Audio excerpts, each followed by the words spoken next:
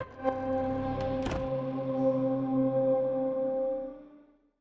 name is Emil Dalbon. I'm a writer and military technical advisor on Ghost Recon Breakpoint.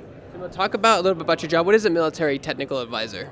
So we are engaged to help bring a level of authenticity to the project, whether it's through narration, through animation, through gameplay mechanics. We're sort of relied upon to bring our military experience to the table with the development team to help make sure that the details are a little bit more based on reality. Is that difficult to do in a sense of, because some of the military training is like confidential, and you can't be like, I can't tell you how we did that, but I can tell you that that's wrong.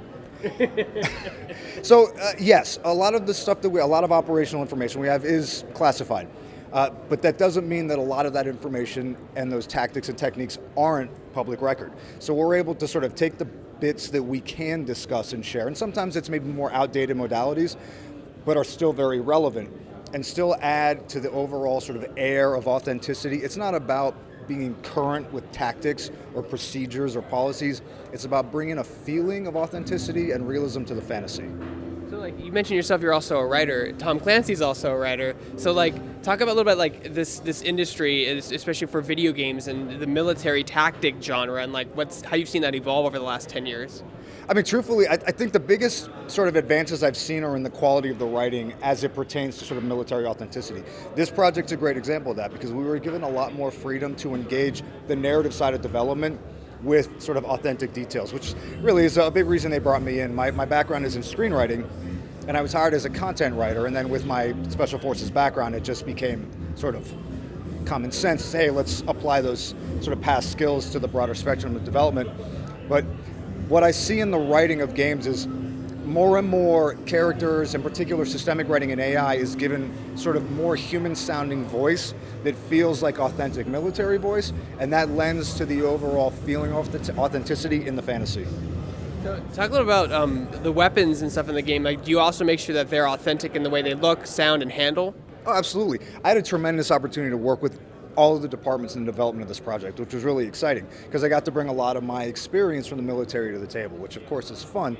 So everything from body mechanics and movement to weapons handling, reloads, sighting a rifle, sniper systems, ghillie suits. I was able to bring a lot of the experience that I had and help tweak details in development so that those characters, those aspects, or those mechanics feel more like the real thing. Would you say it's more impressive or scary to see how realistic video games are representation of like real life stuff? Well, what's really important here is that with all games, we're creating fantasies. Right. And these fantasies, of course, are steeped in details of realism. And that's the more realistic the detail, the more you heighten the fantasy of being in the place of that character. So I find it thrilling to be able to give players the opportunity to get just a taste of the feeling of what those situations might be like while remaining engaged in a playable and enjoyable and progressive fantasy.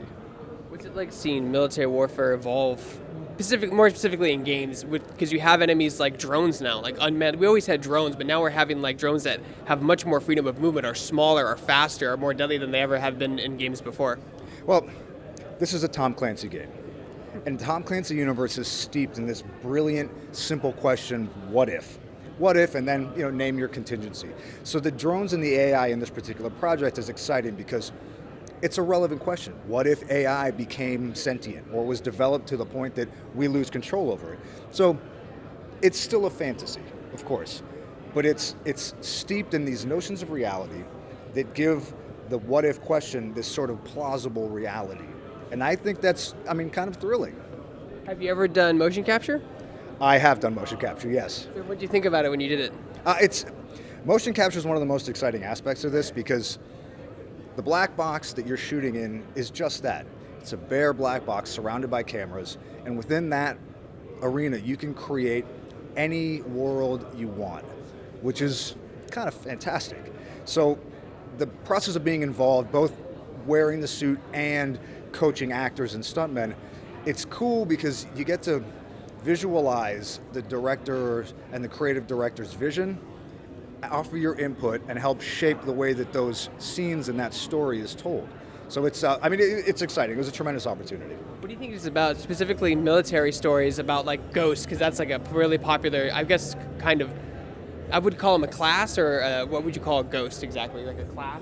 A tier. A tier. Yeah. So like ghosts are like really popular in games. They always have been. What makes that tier so popular? Well, the tier system, and I'll put that in air quotes, is sort of a way to denote different elements' applicability across the spectrum of conflict. So, you have tier 1 elements that are storied to be the best of the best, absolute under any circumstances, relied upon to perform and to get the mission done with minimal resources, under overwhelming odds. And that's an exciting notion, particularly for a player. Let's say for someone that doesn't have experience in that world, to get the opportunity to just get a taste of what it feels like to be among the ranks of these ultra elite soldiers. It's a thrill.